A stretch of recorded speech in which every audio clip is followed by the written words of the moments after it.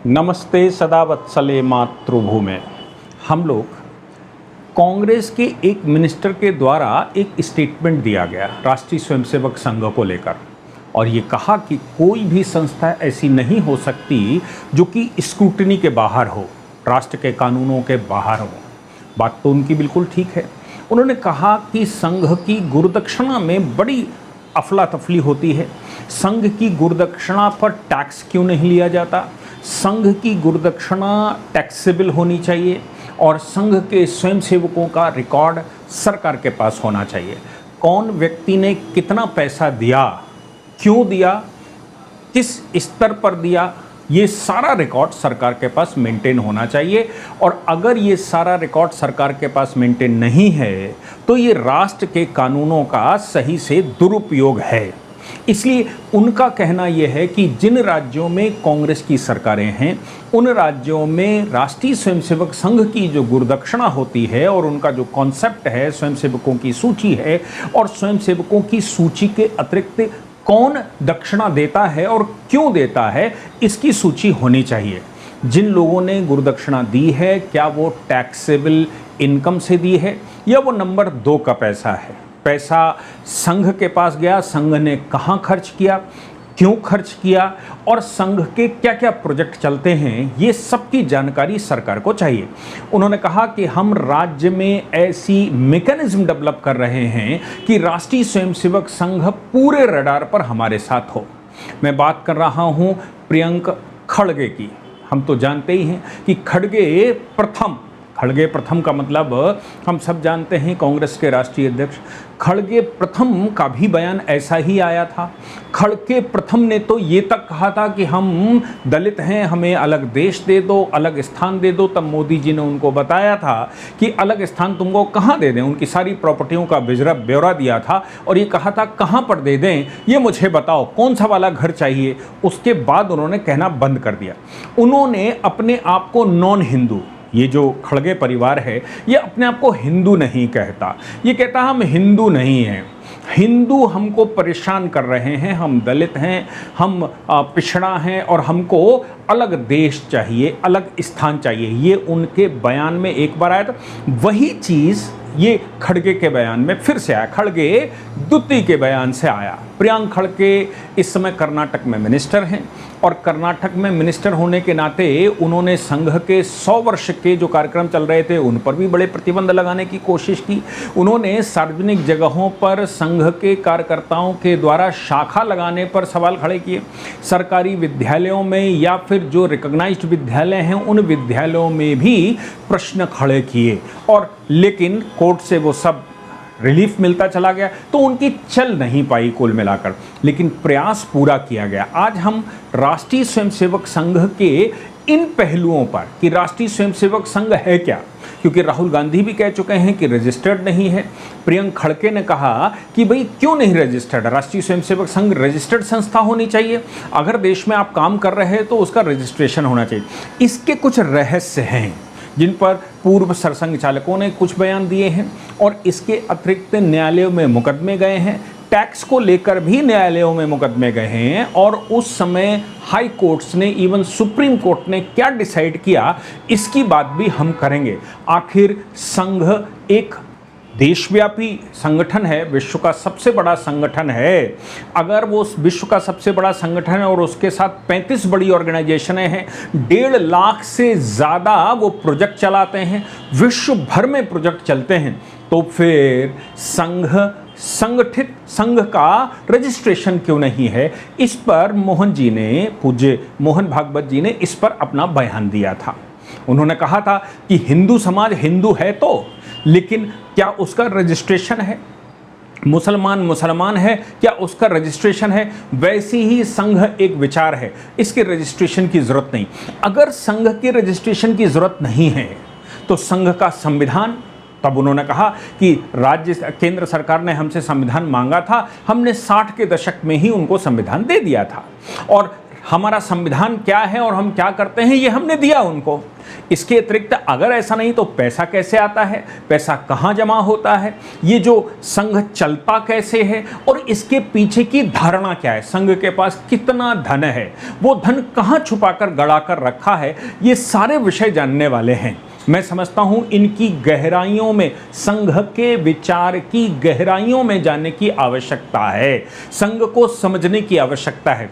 एक चीज तो तय है कि संघ हिंदुओं में संगठन नहीं है, संघ हिंदुओं को संगठित करने का, हिंदू संघ की परिभाषा में जो हिंदू है, जो देश को अपना देश मानता है, जो यहाँ के पूर्वजों को मानता है, जो इस भूमि को अपनी मातृभूमि और देवभूमि मानता है और इस भूमि के लिए मरने मिटने को तैयार है, इन पूर्वजों के सिद्धांतों को मानता है, वो इबादत किसी की करता हो कोई फर्क नहीं पड़ता, उसको संघ हिंदू कहता है। वो इबादत अल्लाह की करता होगा लेकिन पूर्वजों को अपना पूर्वज मानता है, उनके सिद्धांतों का पालन करता है, भारत भूमि को अपनी मां मानता है और भारत भूमि को देवभूमि मानता है, देवताओं का स्थान मानता है और वो इस राष्ट्र के लिए कुछ भी करने के लिए तैयार है, तो ऐसे व्यक्ति को हिंदू कहा जाएगा, चाहे वो ईसाई समुदाय से आता हो, चाहे वो मुसलमान समुदाय से आता हो।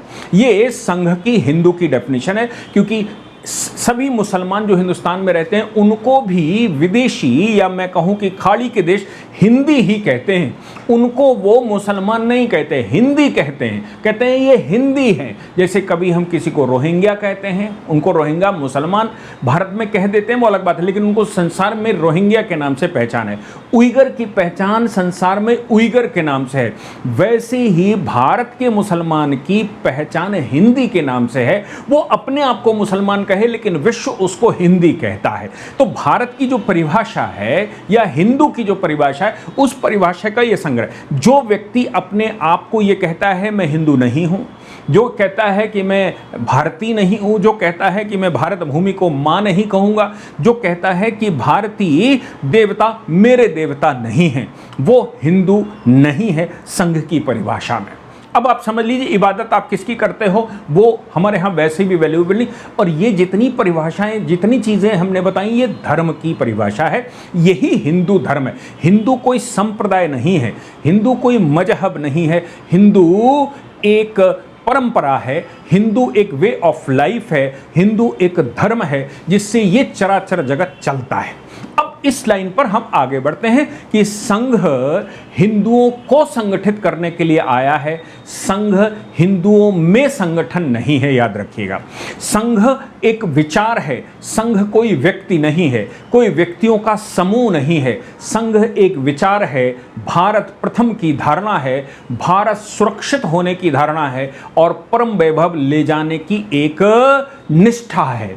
आप समझ लीजिए इस विचार पर संघ चलता है। अब ये जो प्रियांक खड़गे ने कहा कि भाई आरएसएस को क्लियरिफाई करना चाहिए कि उनका लीगल रजिस्ट्रेशन का स्टेटस क्या है, उनकी फंडिंग कैसी है, डेमोक्रेसी वहाँ है कि नहीं है, ऑर्गेनाइजेशन क्यों नहीं है, इसकी स्क्रूटनी होनी चाहिए और जमीन इस भूमि भारत भूमि के कानून उन पर लागू होना चाहिए। ये हम तय करेंगे, वहाँ से तय करेंगे जिस प्रांत में वो बैठे हुए हैं। अब इस पर समझ लीजिए पूजनी मोहन जी ने, मतलब पूजनी सरसंघ चालक जी ने इस बात का जवाब दिया और उन्होंने ये कहा कि संघ को समझना चाहिए। संघ कलेक्टिव, जैसे हिंदू रजिस्टर्ड नहीं हो सकता वैसे संघ रजिस्टर्ड नहीं होता, क्योंकि संघ सबको समेटे हुए है। अब टैक्स की बात आती है, वो समझ लीजिए। पटना हाई कोर्ट में 1994 में एक केस गया था। बिहार सरकार ने संघ के ऊपर जो धन जमा होता था या जो गुरुदक्षिणा आती है, उस गुरुदक्षिणा पर टैक्स की बात कही और ये कहा कि आपको टैक्स देना पड़ेगा, आपने यहाँ कलेक्शन किया है। पटना हाई कोर्ट में केस गया। अब ये जो कलेक्शन का स्टाइल है वो समझना चाहिए कि समय समय पर तमाम सरसंघ चालकों ने इस पर बयान दिया है और बाकायदा बताया है कि संघ की गुरुदक्षिणा का मतलब क्या है। मैं शुरुआत करता हूं पूज्य डॉक्टर हेडगेवार जी से। पूज्य डॉक्टर साहब ने जब संघ की स्थापना की थी तो राष्ट्र बचाना ही उद्देश्य था, और ये उद्देश्य था कि राष्ट्र में अलग अलग धाराओं में जो लोग आज़ादी के लिए लड़ रहे हैं उनकी एक दिशा होनी चाहिए, इसलिए उनका सबका प्रशिक्षण हम करेंगे, चाहे वो किसी संगठन में काम करता हो हम प्रशिक्षित करेंगे, बाकी कुछ नहीं करेंगे। जहां पर वो जाएगा एक धुरी में सोचे, संघ कुछ नहीं करेगा और स्वयंसेवक सब कुछ करेगा, ऐसा उन्होंने फॉर्मूला दिया था। और हम केवल प्रशिक्षण शिविर हैं, हम केवल प्रशिक्षण देंगे, हम केवल व्यक्ति की मानसिकता तैयार करेंगे, हम केवल व्यक्ति का व्यक्तित्व निखारेंगे। अब जब धन की आवश्यकता पड़ी तो धन की आवश्यकता पड़ते समय उन्होंने एक बैठक बुलाई। बैठक में उन्होंने कहा कि भाई काम बढ़ाने के लिए धन की आवश्यकता पड़ेगी। कुछ लोग तो पूरा समय देना चाहते हैं लेकिन उनका खर्चा कौन उठाएगा, कुछ लोग प्रवास करना चाहते हैं उनका खर्चा कौन उठाएगा, कुछ लोग पूर्ण समय कहीं दूसरी जगह रहेंगे, उनके रहने खाने की व्यवस्था क्या होगी, आने जाने की व्यवस्था क्या होगी, खाने पीने की व्यवस्था क्या होगी। इसलिए बैठक में उन्होंने पूछा कि भाई संघ धन कहाँ से लाएगा।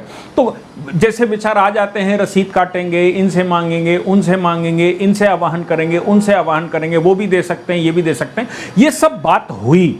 तो ये बात में पूज्य डॉक्टर जी ने एक बालक से पूछा कि तुम्हारी बहन की शादी थी उसका क्या हुआ। उस बालक ने कहा कि साहब धन थोड़ा कम है, हम लोग व्यवस्था कर रहे हैं। तो सरसंघ चालक जी ने कहा कि एक काम करते हैं कि हम सब मिलकर पहले इनकी बहन की शादी के लिए चंदा इकट्ठा करते हैं। उस बालक ने तपाक से कहा नहीं, मैं चंदे के धन से अपनी बहन की शादी नहीं करूंगा, मेरे अंदर मैं पुरुषार्थ करूंगा, मेरी बहन है तो इसकी जिम्मेदारी मेरी है। पूजनीय सरसंघ चालक जी ने उस समय ये बात कन्फर्म की। उन्होंने कहा अगर भारत माँ मेरी माँ है तो हम स्वयंसेवक, जिसको भारत की चिंता होगी, हम स्वयंसेवक सारी व्यवस्थाएं करेंगे, हम किसी से धन मांगेंगे नहीं। ऐसा एक प्रकरण नागपुर का आता है कि एक वरिष्ठ व्यक्ति को कोई धनवान व्यक्ति या व्यापारी उनको दीक्षांत में बुलाया था। उन्होंने उस समय 10,000 रुपए देने की बात कही। जब वो 2,500 का तालाब खरीदा गया था, जहाँ पर एक आज की तारीख में जहाँ पर संघ का कार्यालय बना हुआ है, वो तालाब 2,500 का खरीदा गया था, लेकिन उस कोने में मिट्टी विट्टी डालकर उसमें प्रशिक्षण चलता था। वहाँ गुरुदक्षिणा का वहाँ पर दीक्षांत का कार्यक्रम था, तो उन सज्जन ने 10,000 रुपये प्रपोज किए कि इसको सही करवा लो। पूजनीय सरसंघ चालक ने, पूजनीय डॉक्टर जी ने उस समय कहा साधुवाद है, हम आपको चाहते हैं, हम आपके धन को नहीं चाहते। आप संघ में आइए, संघ के स्वयंसेवक बन जाइए, फिर जो आवश्यकता आपको महसूस हो वो करिए। हम बाहर से धन नहीं लेते, जब तक आप संघ के स्वयंसेवक नहीं हैं तब तक हम आपकी कोई मदद नहीं ले सकते। संघ का स्वयंसेवक, हमने प्रण किया है कि संघ का स्वयंसेवक ही अपने राष्ट्र को चलाएगा। कुछ समय देंगे, कुछ धन देंगे, कुछ व्यवस्था देंगे, कुछ सहयोग करेंगे, ऐसे संघ चलेगा। ये संघ की प्रेरणा का स्रोत रहा। उसके बाद पूज्य गुरु जी आए। पूज्य गुरु जी से पहले डॉक्टर साहब ने एक और बात कही। उन्होंने कहा ये जो धन इकट्ठा हम करते हैं या हम जो गुरुदक्षिणा देते हैं, ये ईश्वरीय कार्य के लिए देते हैं। ईश्वर आपको कभी निराश नहीं करेगा, ईश्वर सदैव आपको देगा, क्योंकि देश बचाना, हिंदुत्व बचाना, देश के वैभव को बचाना ये परमेश्वर का काम है। हम सौभाग्यशाली हैं कि हमें निमित्त बनाकर उसने प्रेरणा दी और हम काम करने देश का चल दिए। इसलिए हम जो कुछ भी देते हैं, ये संघ के पास जो गुरुदक्षिणा आती है, ये डिवाइन धन है, ये कभी रुक नहीं सकता। रिसोर्सेस की कमी नहीं हो सकती और रिसोर्सेस पर हम डिपेंड नहीं हैं। आप याद रखिए, अगर धन नहीं है तो भी स्वयंसेवक करेगा और धन आएगा तो और तेज करेगा, लेकिन धन के आधार पर काम बढ़ेगा या घटेगा पर रुकेगा नहीं। ये ध्यान रखने की आवश्यकता है। उन्होंने इस बात पर जोर दिया। उनसे पहले पूज्य डॉक्टर साहब के बाद पूज्य गुरु जी ने अपनी बात कही। पूज्य गुरु जी ने कहा कि धन संचय की संघ को कोई आवश्यकता नहीं। तब से लेकर आज तक संघ का एक फॉर्मूला है, जो भी गुरुदक्षिणा साल में स्वयंसेवक देता है संघ चलाने के लिए, अपने संगठन को चलाने के लिए, वो धन कभी भी अगले साल के लिए कैरी फॉरवर्ड नहीं होता। पूज्य गुरु जी का कहना था, जिस प्रकार हर वर्ष पत्ते आते हैं, जिस प्रकार हर वर्ष फल लगते हैं, जिस प्रकार हर वर्ष पूरा एक आकार बनता है, एक सर्किल पूरा होता है, वैसे ही धन की आवश्यकता भी परमात्मा अगले साल फिर भेजेगा। इस साल जो गुरुदक्षिणा आई है वो संघ इसी साल पूर्ण रूप से खर्च करके अगले वर्ष में प्रवेश करेगा। यानी कि संघ अपने जो गुरुदक्षिणा का धन आता है उसको समर्पण को आगे नहीं बढ़ाता, उसको कैरी फॉरवर्ड नहीं करता। संघ को इस बात की कोई चिंता नहीं है कि अगले साल क्या होगा, क्योंकि ये परमेश्वर का काम है और मैं परमेश्वर का काम करने आया हूं, तो वो ही व्यवस्था करेगा और जैसी चाहेगा, जैसा वो काम करवाना चाहेगा वैसी व्यवस्था करेगा। हम इससे ज़्यादा कुछ नहीं हो सकते। अब इसके बाद तीसरे सरसंघ चालक, चौथे सरसंघ चालक, सबके इसी प्रकार के बयान आए।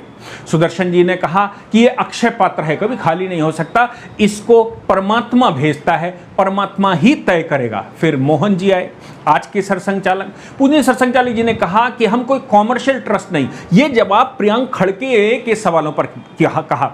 उन्होंने कहा देखो हम कोई व्यावसायिक ट्रस्ट नहीं है, हम डेडिकेटेड लोग हैं, हम सोसाइटी से लेते हैं और सोसाइटी को देने वाले हैं। हम कभी इसको इकट्ठा नहीं करते, हम इसको डिस्पोज नहीं करते, हम इसका विसर्जन करते हैं। विसर्जन करने का मतलब है कि हम ना इकट्ठा करते हैं ना इमर्शन करते हैं, हम इसका विसर्जन करते हैं।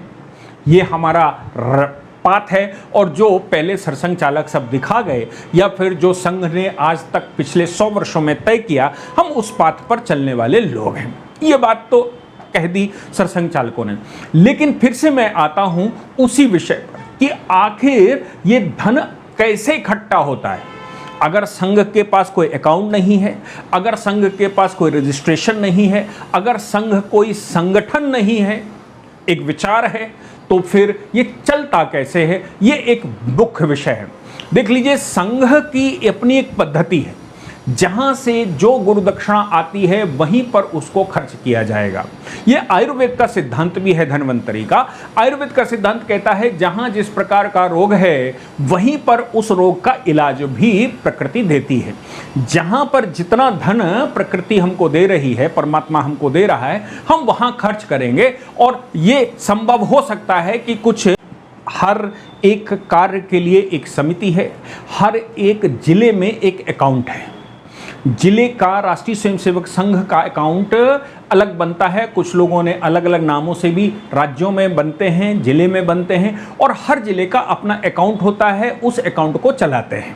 यानी कि संघ की जो भी गुरुदक्षिणा समर्पण की आती है वो एक अकाउंट में जमा कर देते हैं ताकि सुरक्षित रखा जा सके। पहले ऐसा भी नहीं होता था, सुरक्षा की आवश्यकता नहीं थी, लेकिन आज की तारीख में कानूनन को ध्यान में रखते हुए वो करते हैं। और हर एक समिति, जैसे कहीं केशव सदन के नाम से बनी होगी, तो कहीं हेडगेवार सदन के नाम से बनी होगी, तो कहीं गुरुजी निवास के नाम से, किसी न किसी नाम से कोई केशव स्मृति, केशव सदन, केशव धाम, ऐसे कुछ ना कुछ बना होगा। उस समिति के पास जो भी धन आता है, ऐसी हजारों की तादाद में देश भर में हर एक काम को करने वाले एक संस्था है। उस संस्था का जो भी दक्षिणा आती है वो संस्था जमा करती है और फिर उसका ITR भरती है, यानी कि उसका इनकम टैक्स रिटर्न भरा जाता है। हर एक संस्था, ये हजारों संस्थाओं की जिसकी मैं बात कर रहा हूं, हर एक संस्था का एक इनकम टैक्स रिटर्न भरा जाता है। तो सवाल यह है कि अगर इनका सबका इनकम टैक्स रिटर्न भरा जाता है तो टैक्स क्यों नहीं लेते? धन आया है तो टैक्स क्यों नहीं लेते? इसके पीछे CIT यानी कि इनकम टैक्स वर्सेस राष्ट्रीय स्वयंसेवक संघ 1994 में पटना हाईकोर्ट में एक केस आया। पटना हाईकोर्ट में यह कहा गया कि गुरुदक्षिणा टैक्सेबल होनी चाहिए।